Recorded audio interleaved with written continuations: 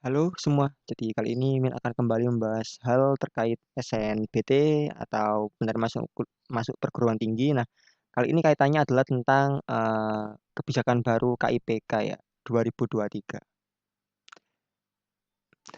Ini baru keluar beberapa hari kemarin dan ini bisa jadi kabar buruk mungkin atau ya bisa kita coba ambil sisi baiknya kalau mau diambil.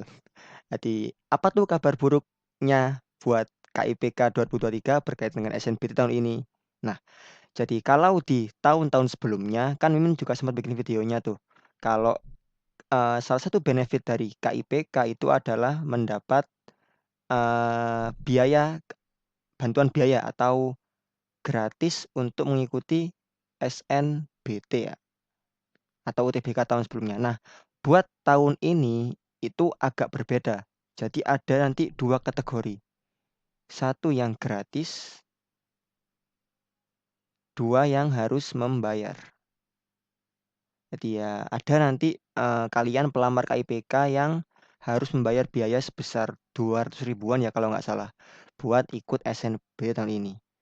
Jadi yang gratis itu adalah ini nih, pelamar-pelamar KIP yang masuk dalam data terpadu kesejahteraan sosial atau DTKS dan atau menerima program bantuan sosial. BTW ini kalau nggak salah di datanya itu ada kayak sejenis PKH dan semacamnya itulah atau bantuan dari Dinsos gitu. Nah, terus yang nggak terdaftar ya mau nggak mau harus membayar. Tentu ini ya termasuk merugikan ya. Kenapa? Karena 200 ribu itu bagi yang kurang mampu kan KIP ini emang buat orang yang kurang mampu itu ya cukup banyak lah ya bisa dibuat hal lain gitu misal untuk biaya bimbel online dan sebagainya gitu untuk mendukung memperoleh peluang buat masuk. Nah, tapi ya kalau udah seperti ini gimana lagi? Ya ini udah kebijakan yang dikeluarkan jadi ya kalian memang harus menerima saja gitu. Karena agak sulit juga kalau mau diperjuangkan. Misal kalian yang belum terdaftar gitu dan mau mencoba untuk ini masuk ke kategori ini juga agak sulit kalau cepet gini. Karena kan pendaftaran juga udah dibuka nih hari ini. Atau mungkin kalian bisa coba cari info deh. Barangkali emang bisa kalian perjuangkan dulu biar nggak harus membayar dan bisa masuk kategori yang garis ini. Tapi tolong pertimbangkan juga, jangan sampai kalau emang bisa tapi waktunya mepet banget buat penutupan, nanti takutnya malah kalian nggak bisa ikut SNBT karena tidak mendaftar gitu. Nah, jadi itu adalah kabar yang pertama. Kabar buruk yang kedua. Nah, bentar ini buruk atau baik sih? Min juga agak masih ragu nih. Ini bisa masuk kategori baik atau buruk. Jadi gini, kabar buruknya dulu deh ya. Kabar buruknya. Nah, kalau dulu kan kalian kalau udah lolos SNBT misalnya, terus nanti kan seleksi lagi di PTN, KIP, apa KIP-nya gitu. Kalau kalian diterima KIP-nya atau jadi mahasiswa KIP itu nanti kalian dapat ini kan satu biaya bantuan UKT artinya kalian nggak perlu bayar UKT gratis dan kalian dapat biaya hidup atau uang saku di mana biaya hidup ini tuh udah ada perubahan, perbaikan dari tahun sebelumnya. Kalau dulu Mimin tuh masih dipukul rata 600 atau 700-an lah terakhir kali dapat itu per bulan. Nah, kalau sekarang kan udah ada masuk klaster tuh ada kategori 1 sampai 5. Yang paling besar itu kalau nggak salah sampai sekitar 1.400.000 per bulan. Yang paling kecil itu sekitar 900-an mungkin kalau nggak salah ya sebulan. Nah, itu kan sangat membantu tuh. Nah, tapi nanti itu kan buat tahun lalu ya. Kalau kalian lolos ini dapat semua nih. Tapi nanti di tahun depan, sorry, tahun ini ya, tahun ini itu ada dua kategori nih. Kategori pertama nanti itu ada yang dapat biaya hidup sama biaya pendidikan. Nah, yang kedua nanti itu yang dapat biaya pendidikan aja atau free UKT aja, sementara nggak ada biaya hidup gitu.